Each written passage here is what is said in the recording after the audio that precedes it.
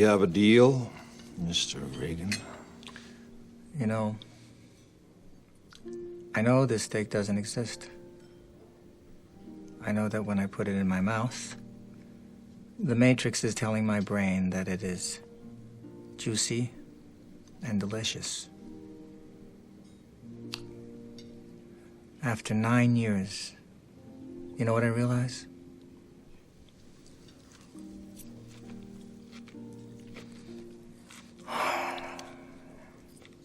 Ignorance is bliss.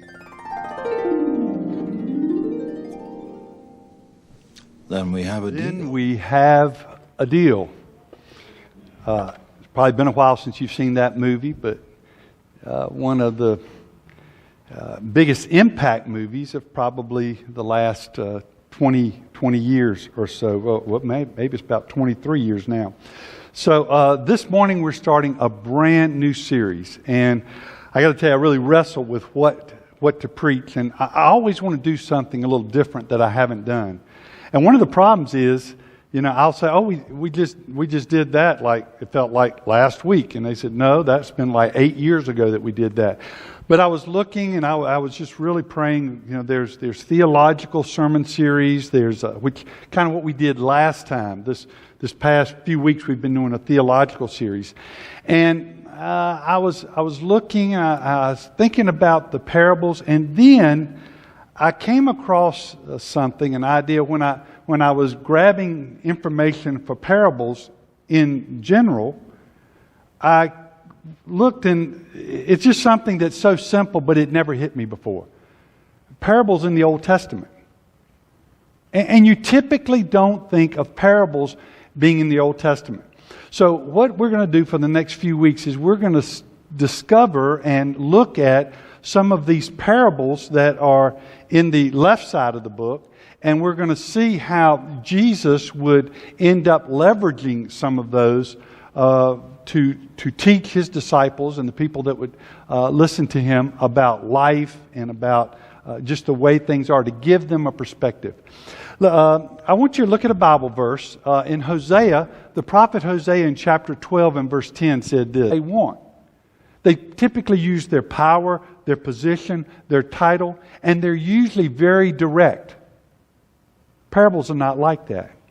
Parables are subtle. They're very disarming. And then the last thing, I have spoken to the prophets. God says, Yahweh says, I have spoken to the prophets, and I gave them numerous visions, and through the prophets I gave parables. So most of us know that a parable is a story. And so that verse had never really jumped out to me before. But God communicated His will and His ways through the prophet to the people of Israel through parables. That was one of the ways He did it, through stories. And this morning we're going to look at one of those stories. Now, let's look first at the nature of parables. Parables have content. It's the what it says. And the what is pretty easy to grab. It's pretty easy to get. When Jesus would do parables, I mean, it's part of our vernacular. I remember in the 10th grade in public school studying the Good Samaritan.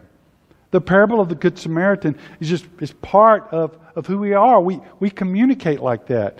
So we know what the content of the parable is, and that's pretty accessible. But there's a second aspect to parables, and that's the intent. That's the why. Why is the parable told? Why is the parable communicated? The Hebrews use two different words to distinguish these two things. And one of them, the intent, is the key. What unlocks the parable? What takes it from just a normal story to life-changing?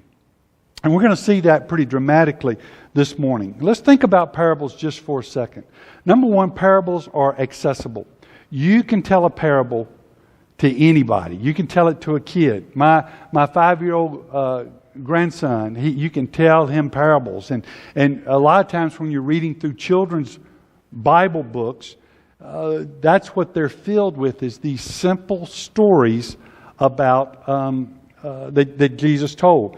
Not only are they accessible, but they're simple. They are simply written So usually there's not a lot of debate on what word should have been there, or if there's any type of question in the manuscript. Usually you can figure that out because of the flow of the story. It's so direct. So they're accessible, they're simple, they're self-contained. You know, it's kind of like when you read a book, you can sit there and say, oh, you don't need to read that whole book. You just can read, chapters 22, 23, and 24, and you have the book. The parables are self-contained. You can take those stories in and of themselves and export them at will. The other thing, they are disarming. Parables sneak up on you. And as such, parables are a tool of the weaker in a relationship. We're going to see that big time this morning. So in other words, parables are typically not the tools, the vehicles that strong people use to communicate something. Let me say that again.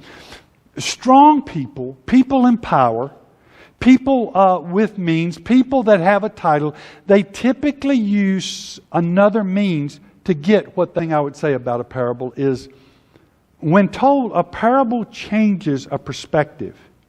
It puts us in a place of life that typically we would ignore, or we would choose not to sit in that place.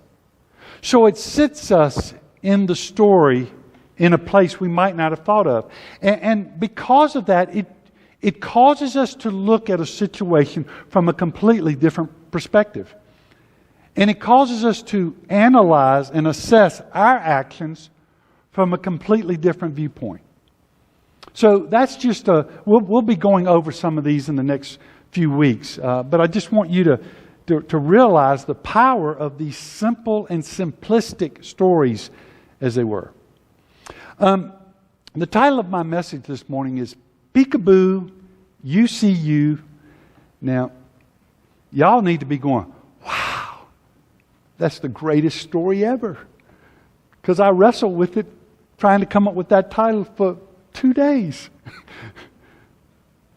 Peekaboo, You See You. You ever played peekaboo with a kid? Yeah, you play peekaboo. You hide and you go, peekaboo, I see you. And I would do it a little bit more demented, maybe in a way, because I would go, peekaboo, I see. Where did you go? Where did you go? We would do it this way too. We would say, okay, I'm going to do a magic trick, and I'd put my grandson or a kid there, and I'd put a blanket on. I'm going to make them disappear. And then I'd lift the blanket and say, where did they go? And I'm here. Where did they go? I can't say, I'm here, I'm right here. No, where did they go? And he said, no, I'm right here. My 5-year-old grandson, even when he was 3, he knew he was there. If I did peekaboo, I see you, he knew he was there. If I said he was invisible, he would look and he would know he's not invisible. A 3-year-old understands that. We're going to look this morning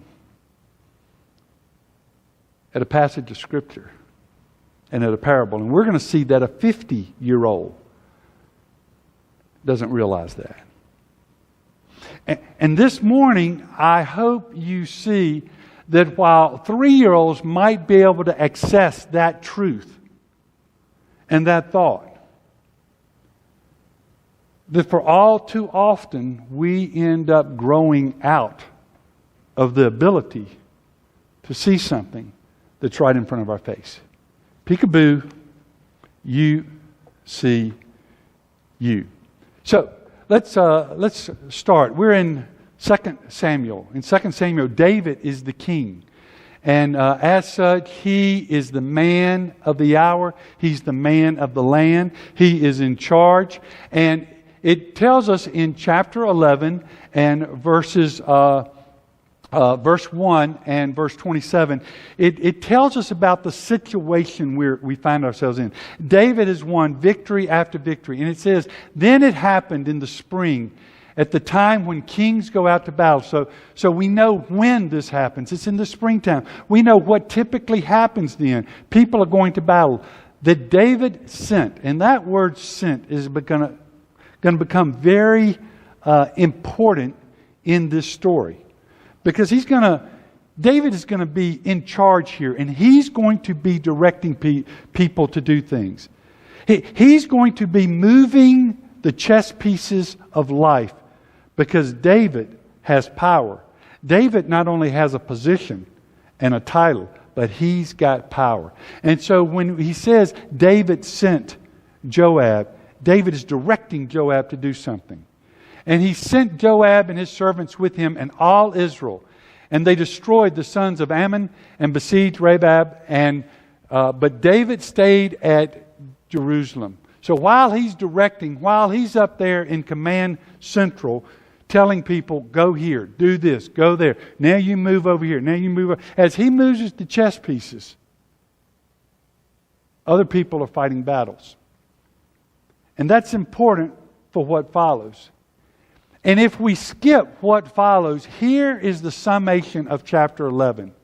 Verse 27 tells us, regardless of what happens in chapter 11, you need to know this perspective, because this is the first time in chapter 11 that the Lord is brought up. So all David's moving and manipulation and sending and directing, the Lord is nowhere to be found in that direction. And verse 27 says this, but the thing, whatever David did, but the thing that David had done was evil in the sight of the Lord. It wasn't just disappointing. Whatever he did was evil. It wasn't just up to snuff. It wasn't just short of the mark. It was evil. And Scripture puts that brand, that stamp on the events that have just happened between verses 1 and verse 27. It puts that stamp. What he had done was evil. Well, do you want to know what he'd done? Before we go there, let's go see a parable. Because in the very next verse, in 2 Samuel chapter 12, God starts sending. Look at what it says. Then the Lord sent Nathan. David's the man, and he's been sending people. He's been directing people in chapter 11. But in chapter 12, now God sends somebody. And he sends Nathan. Nathan is a prophet. He's the religious leader of Israel, and he's there to direct and help keep David and the government of Israel on track. Then the Lord sent Nathan to David, and he came to him and said, and he ends up, the way Nathan approaches David, it even inspires David to say, man, I'm good. I'm good. Even God's man, even the prophet, even the religious man has to come to me for advice. I'm a wonderful king. How special is Israel to have me as king? Not only do I have a resume of defeating the giant, not only have I got the resume of battles that I've won, not only the blessings that I've brought to this country, but now the wisdom. My wisdom is needed in this particular situation because Nathan has come to me. And he's come to me for my advice. This might be a little sacrilegious. But you know what I see here is I see Columbo here. You know, and Nathan is Columbo. And he comes in and he's got his overcoat and it's all disheveled and the car he drives looks like it won't go another 30 yards down the road. And he comes so unassuming. And David in his palace and in his power, and David knows something he knows Nathan cannot know. David has worked things in such a way that his life is good. And he's figured it all out. And he has ended up dotting every I and crossing every T to the point that David is safe. And David is secure in what he knows and what he believes and what other people don't know and believe. And Columbo, a.k.a. Nathan, walks in. And he wants to enlist David's help. And if you know Columbo, you know this happens. Columbo is always on his case when he's investigating his case. He keeps the person that committed the case, be it man or woman, he keeps them pretty close to him. He's always asking them for advice. He comes to him and he says, I've got a problem and I've just got to figure this one thing out. And so the person who committed the crime gets to end up directing the narrative and controlling the narrative. And in doing so, they know that they are so far ahead, and poor Columbo is so dumb, and they've gotten away with it. If you understand that, you'll understand that 3,000 years of human history, things haven't changed very much at all. So here's what Nathan says to him. There were two men in one city, the one rich and the other poor. We have a distinction in what the one has and what the other doesn't have. And people would know the one, probably the rich, but not know the poor. But they were in the same city, so and cities were fairly small at that point, at least in this story. And he says the rich man had a great many flocks and herds. The rich man was blessed with flocks and herds. He had goats and he had cows and he had sheep and he just you come onto his property and you're going to get hit by one of them, a dog, a goat. Okay, it was just chickens, the whole bit. But the poor man had nothing. He had nothing except one little ewe lamb.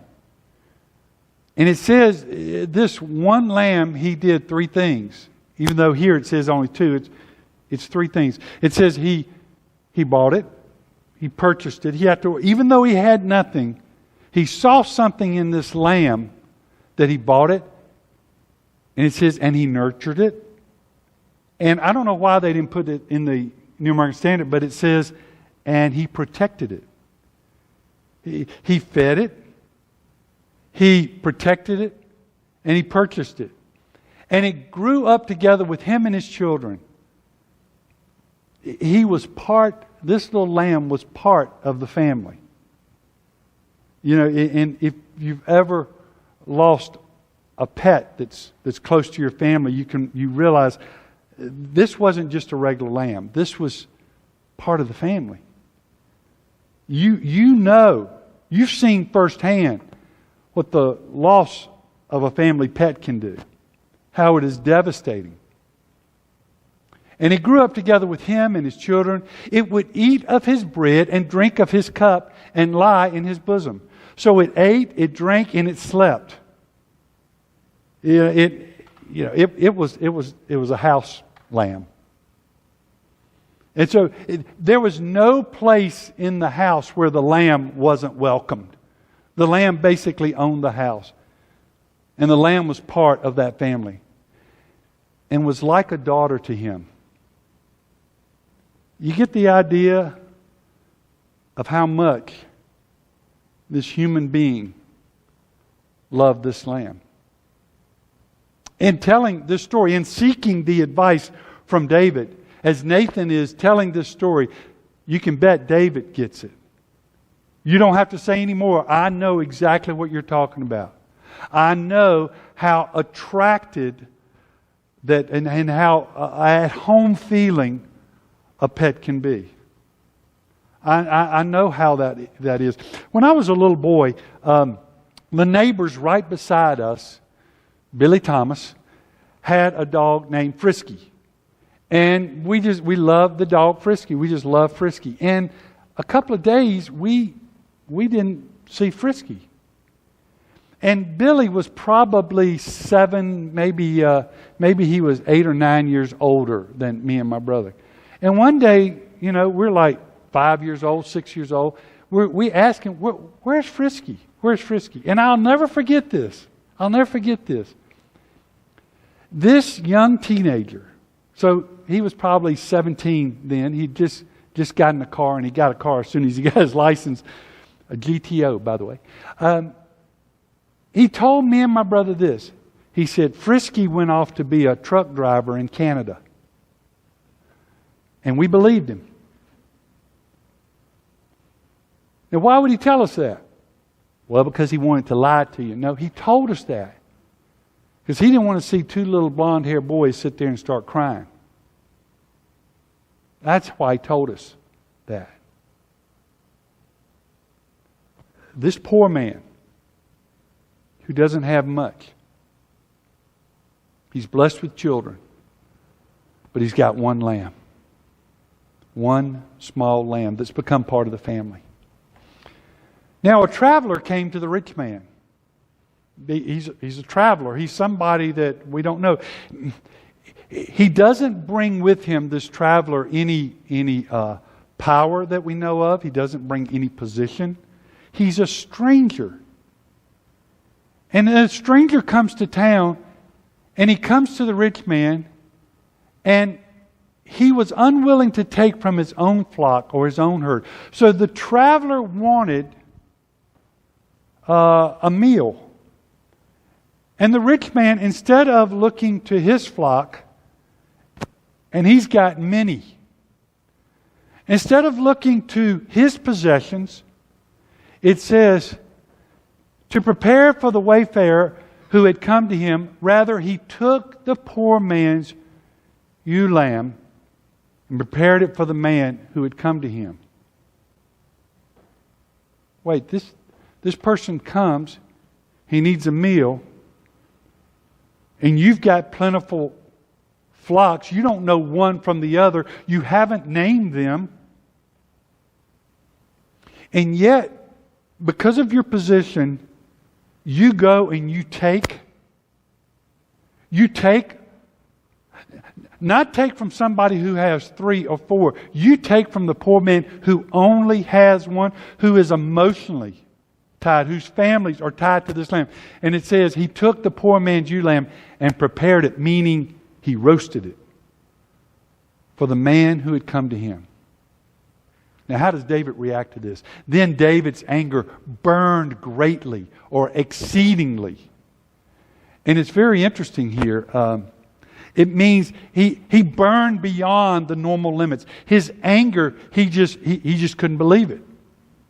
He got emotionally involved in this story. He knew the injustice had been done. In chapter 11, there's a woman there named Bathsheba. And she's described this way. It says in the original, she is beautiful exceedingly.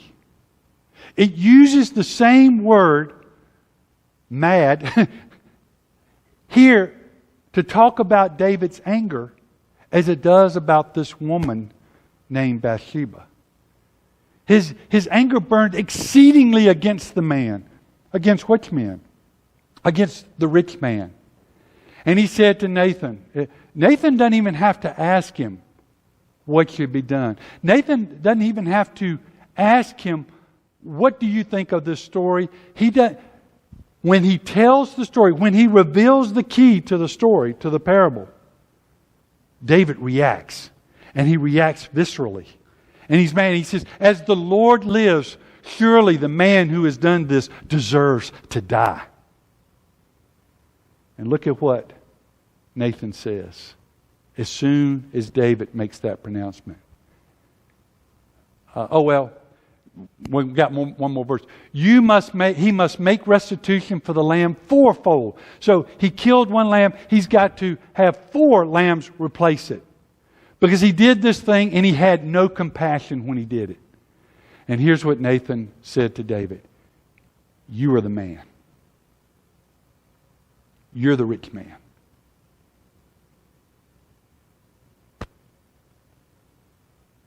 Wow. Oh my goodness. Thus says the Lord God of Israel, it is I who anointed you. God says, I anointed you king over Israel. It's I who delivered you from the hands of Saul. And he goes on, he says, I've done all this for you. And then you acted the way you acted in chapter 11. In chapter 11, here's what happens. David ends up seeing this beautiful woman, and he ends up because he's a man of power, he ends up directing her. He's sent for her. He says, you come here. You're a pawn piece. You come here. And so he ends up taking her as it were his wife. And he sleeps with her. And then he sends her back. Then she sends a message saying, I'm pregnant. He said, oh, well, your husband. Her husband was Uriah. The text tells us he was a Hittite. He was a convert to Judaism.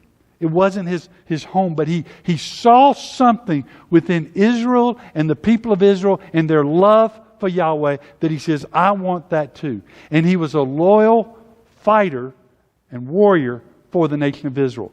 And so David sends for him. Again, he's moving these pawn pieces around. And he says, hey, come home, go to your wife, because he needs Uriah to sleep with his wife so he can cover this up. Uriah won't do it. He's a man of character. And what ends up happening, because he says, why should I go and be comfortable at home when my blood brothers are sitting there fighting this war? I won't do it. And so then David sends a message to Joab. And he writes the message and he gives it to Uriah to deliver to Joab. And when Joab opens it up and reads it, it says, when the battle is tough, when the battle is the most dangerous part of the battle, put Uriah there. Because I want him to die. And if you remember, verse 27 says, the thing that David did was evil in the sight of God. Uriah dies, and David takes Bathsheba as his wife. That's the story of chapter 11. It's interesting, the parable doesn't talk about adultery. It doesn't talk about murder. It talks about what's really at issue here. It's power. And that's why he says, I anointed you king.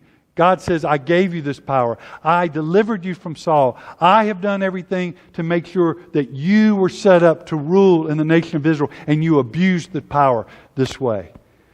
And he says, you're the man. You're the man. Let me see, what does my next slide say? Okay. Then David said to Nathan, this is after he's been confronted. And this is where David ends up getting some kudos. Now you got to understand, David's life is going to change from this point on.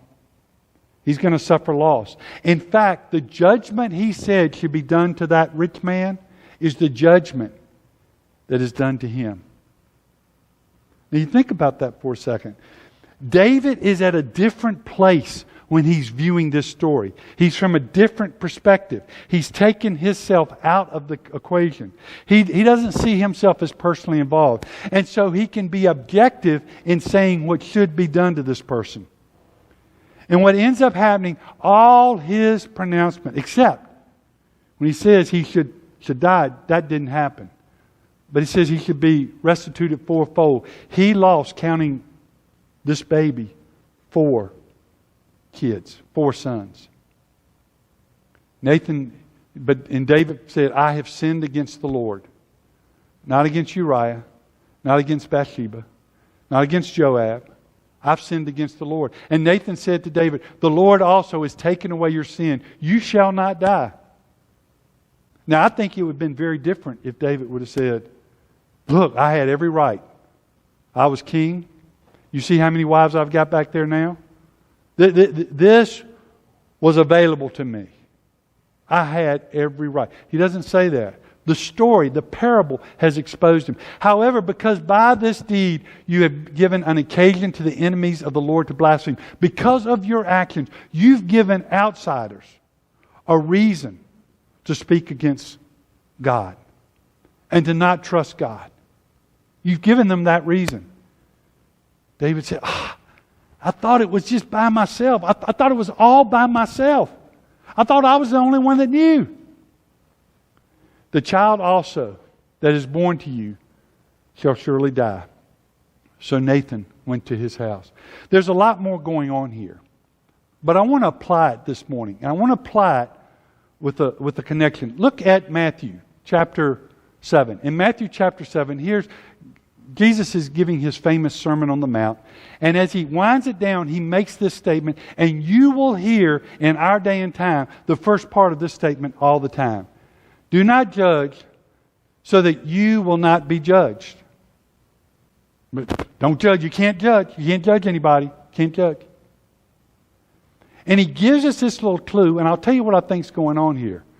Verse 2. For in the way you judge, you will be judged. And by your standard of measure, it will be measured to you. Peekaboo, you see you. One of the things I'm seeing in social media is a flourish of self-deception. I am seeing people attack other people. And yet, when confronted by the same standard and principle, they have no principle. We used to be a people of principle. We used to say, this is a principle. This is either right or wrong. And if it's right or wrong for you, it's right or wrong for me. It is a principle. No longer is that the case. And I think what this passage exposes is what Jesus taught in Matthew chapter 7. See, when you have a different perspective, when you see objectively, and when you judge the situation the way it ought to be judged, and then you end up putting yourself in that, you want to change the rules, but what David has exposed is there's a place within David that he understands right from wrong. There's a place within David that he knows wisdom. There's a place within David to where he knows that person, that wealthy man, should be punished. The problem is he doesn't see himself there. He doesn't see himself in that way. I don't think Nathan could have come to David and said, you did it, big boy. You did it. Here's what you did. And a lot of times we try to tell people, hey, they're messing up. They're messing up. They are doing something that's going to ruin their lives. And the parable comes in behind, and it's real subtle. And it gets them to state a principle. Now, you stated the principle. Now, are you going to live up to the principle you say you believe? The problem is today people are going to go, no, I'm not. Because I have a different set of rules for me than I have for you. And I have this theory, don't walk off the bench with me yet, or the plank. This is one of those times where this is kind of what I think might happen. I have a little bit of inclination, but I can't say, thus saith the Lord. But here's what I think. When we stand before God, the words that are going to condemn us are our own words. I think that we will probably be able to say, yes, this is what I said. This is how I viewed life. And then we'll say, but you didn't do that. Somehow that was good for other people, and you put yourself up as judge and jury, and you wanted to condemn, but you did not do that. You did not live up to that standard. And I think that's why people will not be able to raise a finger against God, because they've set their own standard, and they didn't meet it. Self-deception. This is a definition. I've kind of molded some things. But people committed to certain values act against those values while convincing themselves that they are not violating said values. People do actions against the values they say they embrace. But then self-deception is when they convince themselves. Then, no, I'm not doing that. I'm not doing that. You know the value that is held by every robber that puts together, if you watch Westerns, okay, when to rob a bank and everything, the number one value is honesty. They're going to be honest to each other. You said you split this bank robbery. Yeah, well, I lied. Boom. And you say, you're stupid to believe that. we end up getting into self-deception. In fact, that's what our Matrix clip was over. The guy sits there, and he's in the Matrix, and he says, I know this steak is fake. I know that all of these things are going off, but I'm going to embrace the fake. I choose to be self-deceived. Now, we have got to be people of principle.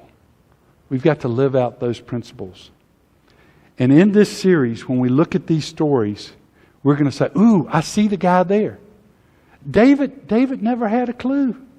He never had a clue that he was the rich man, because he could never, ever see himself acting like that, and he just acted like that a few months before.